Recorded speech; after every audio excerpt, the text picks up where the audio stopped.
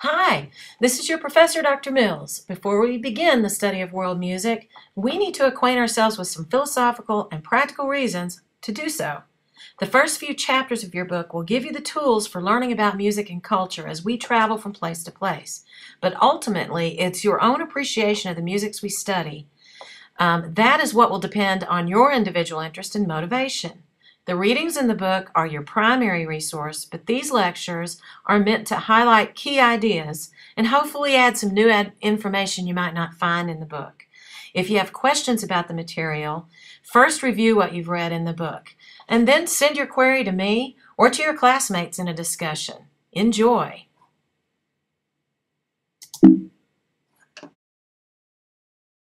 One suggested definition is, music is an individual cognitive perception of organized sound and silence.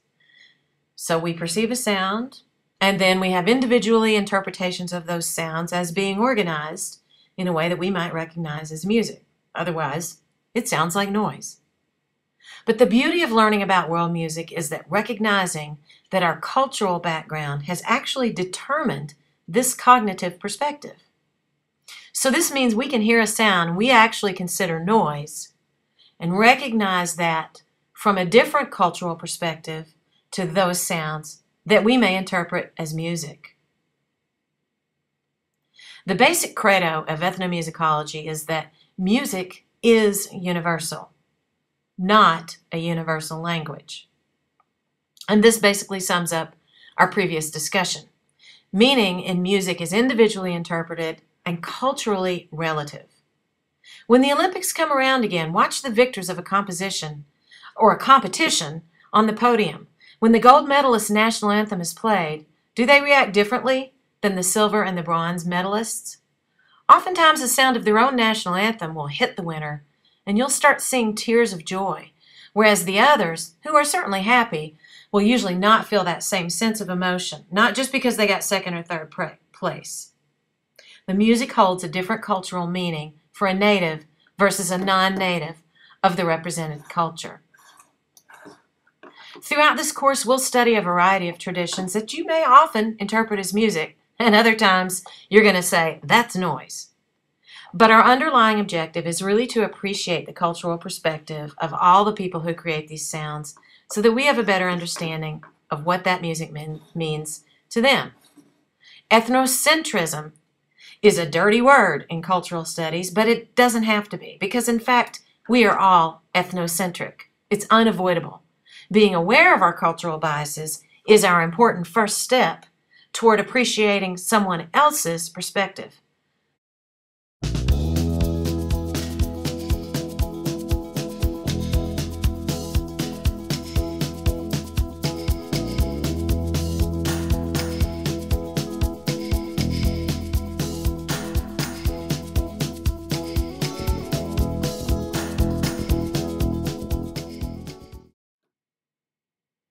So let's listen with an open mind and an awareness that our intent is not necessarily to enjoy everything we listen to in our class, but to appreciate its value.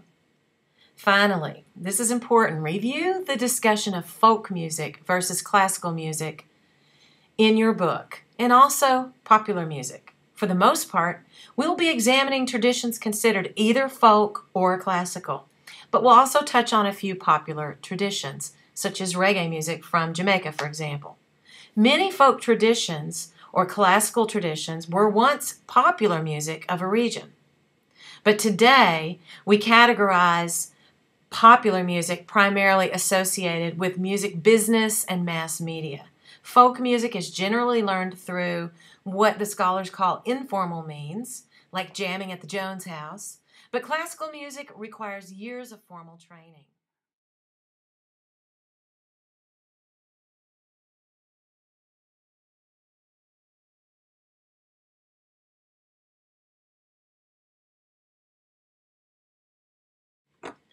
In some respects, our course then is an introduction to the field of ethnomusicology, the study of world or ethnic music.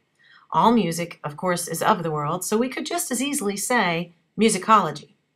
In fact, I would prefer to call it musicology, but that label is generally reserved for the scholars of the Euro-American art music tradition. You know, Bach and Beethoven and Mozart and the classical music of the Western world. Nonetheless, both musicologists and ethnomusicologists utilize a basic four-step process with regards to scholarly research. Before you go into a field, you must be prepared. You must learn a language. You must learn where you're going to go. In my own work, I traveled to South Africa, Puerto Rico, more recently Russia, and I have to study the music firsthand. In ethnomusicology, you're usually required to travel somewhere else in the world.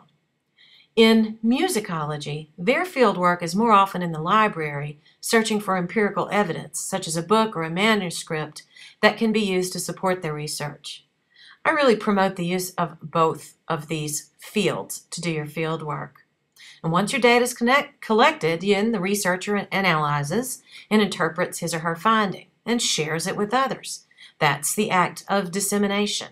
And that's so that others can benefit from the scholar's work.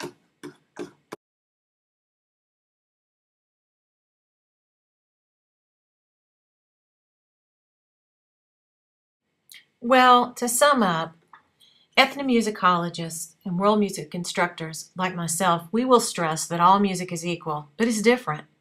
And we recognize it's not feasible to study every tradition in the world, so we go toward those places in the world and the music that is of interest to us as individuals. And so your book includes a lot of examples of many traditions encapsulating entire cultures' musical products into just one or two excerpts. And so we have to realize that's really condensing a lot. Suppose I asked you just in one example to represent all of American music. What in the world would you choose? Would you choose a jazz tune? Something rock and roll? Bluegrass?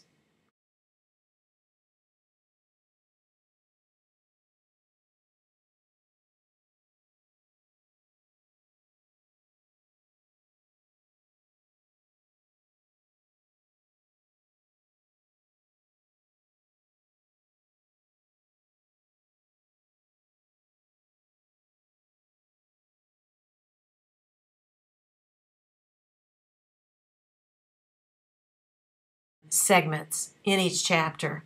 These are ways that you can really get into the music, maybe beyond that which you appreciate its value, but that which you really enjoy. Have a great course. I'll see you online. Happy listening and happy reading. Bye.